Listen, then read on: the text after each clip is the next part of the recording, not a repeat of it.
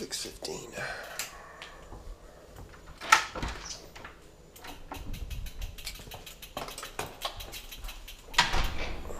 I've started cyclocross racing. As part of that, decided it's time to get out and start doing some more training.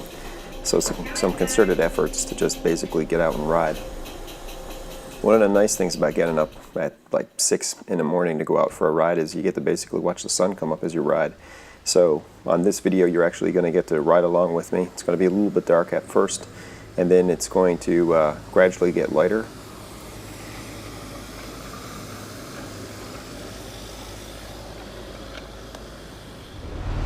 And it was a pretty chilly morning. Oh, watch out, car. Brr. I was going to keep your eyes open.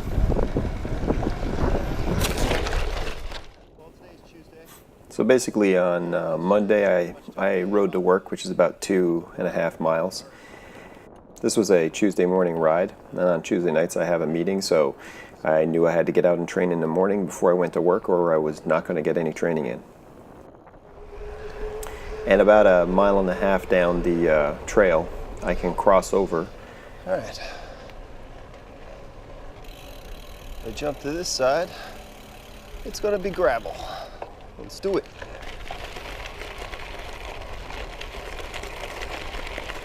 This is the Sammamish River Trail.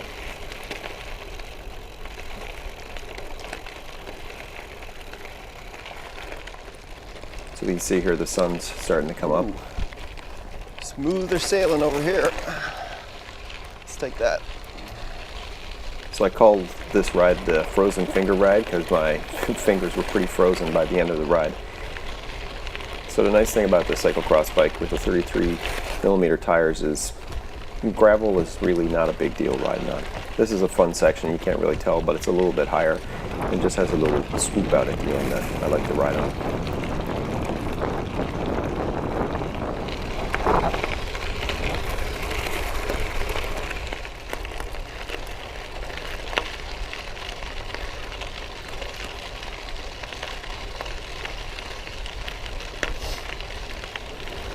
At about this section, I usually cross over because the trail gets, I don't know, pretty grown over.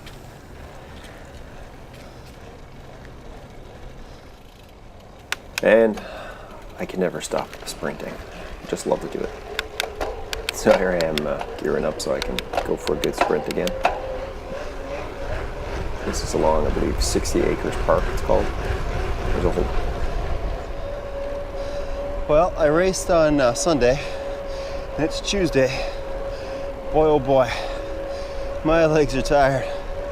Still try, if I give a sprint, legs don't want to go for very long. I feel a little heavy. That's okay. Want to see what they'd feel like.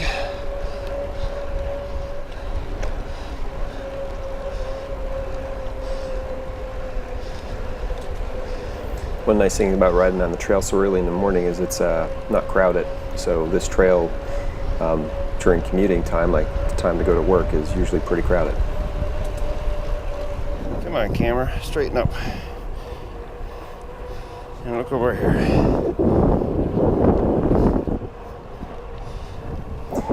So the gimbal is nice, it really smooths out the video, but one of the things about it is, especially on long rides, is that it has some horizontal drift. So basically, actually all axes seem to drift. So sometimes it starts to point up, sometimes it will tilt to the left or tilt to the right. So I've even had it turn all the way around and be pointing back at my chest. So it takes a bit of work to keep the video level.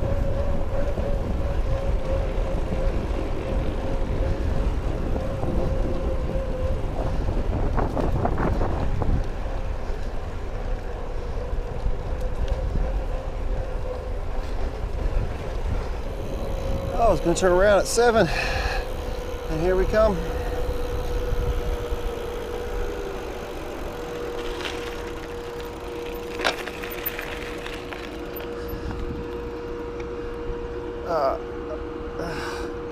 Fingers are frozen.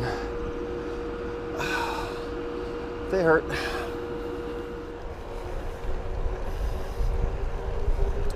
No pain, no gain, my friends.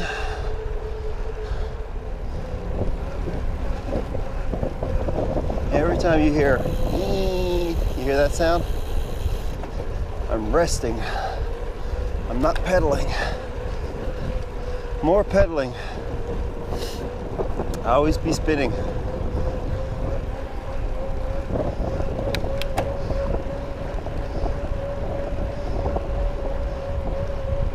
It's a beautiful field. Should we go across it? Ooh, that's wet.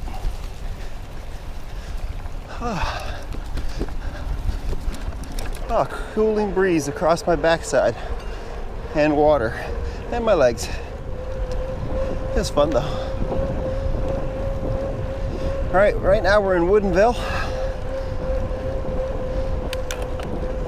Heading back to Redmond.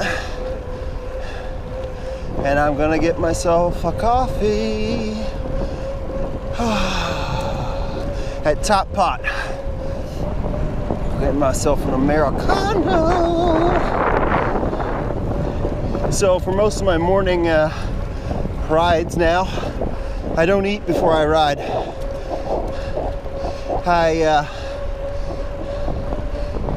Maybe once a week I'll eat breakfast before I go for a ride,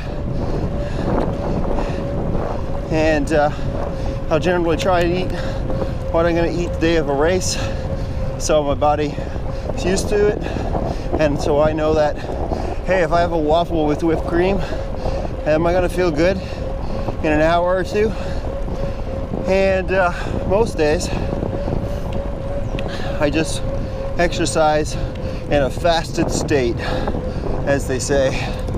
So I come out and I ride, and even some of my long rides recently, like the 83-mile one, I started that fasted, and after about 2 hours I had a granola bar.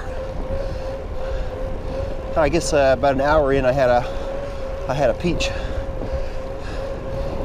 and then I guess about, I don't know, 4 hours in I had another granola bar. So not a lot of food, lots of water though. And why am I doing that, some would say? Well, there's some research that shows that exercising in a fasted state will train your body to burn fat for fuel. And I know that being overweight, I've got lots of fuel. I got days in me. I probably got a Tour de France stored up, ready to go. Yeah, that's what I'm talking about. Tour de France, baby. So, the way to train your body to do that, and the way some people believe, one way to learn how to get past a wall that you hit after your glucose stores in your body, after all the carbohydrate stores are used up, we often hit the wall because our body goes from the easy burning kindling, the big chunks of wood, the wood being fat. So being able to exercise in that state, it's a different feeling. And the only way to learn how to do that and learn how to exercise in a fat burning mode is to do it. So yeah, practice it. Quite frankly, once you've done it a couple times, it's really not that bad. As long as you keep lots of water going, it kind of staves off some of the hunger. Oh, my alarm clock is going off. Trust me, I'm up, man, I'm up. Chill out. Yeah, I mean, sometimes when I've ridden in a fasted state, I get hungry. But I mean, do I run out of energy? Good God, no. Don't get exhausted. I mean, I'm not out there hammering it hard like a race. Not a race. When I'm trying to train fasted, I'm trying to have gone at least 16 hours without food, and I usually am not up riding until after 7, so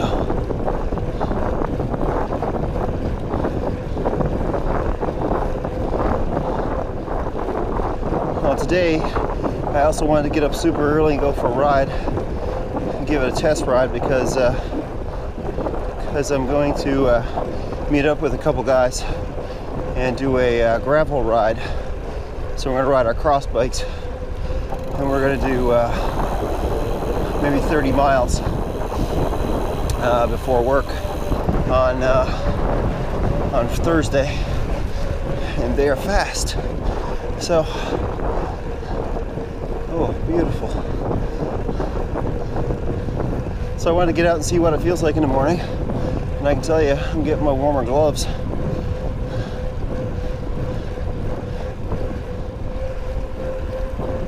So over the next 2 minutes or so of video, you're going to basically just watch the sun come up.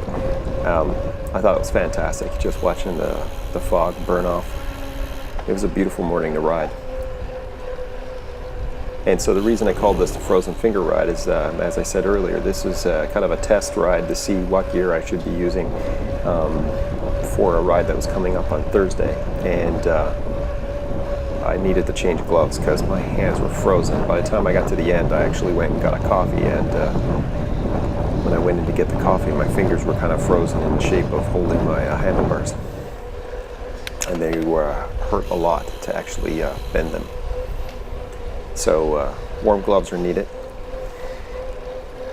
I also have some waterproof covers for my shoes or booties, and those are okay, but they actually don't keep my feet that warm, so I bought some neoprene covers for the toes of my shoes and for my full shoe and foot. So those should keep me a little warmer. I'll be testing those out this week. So on the front there, you see there's a little 3 green dots. That's basically my lights, and the green dots are showing you how much battery is left. So I didn't leave much of it in, but as I'm riding back to Redmond, there's a lot more people on the trail. Lots of people out for a walk with their dog, or people out for a run, or just out for a walk. So in another hour, the trail will be super busy with people, and there'll be traffic jams from bikers. Well, thanks for riding with me this morning. If you enjoy the ride-along videos, please let me know. You can leave a comment below. If you like the video, then give me a thumbs up. Thanks.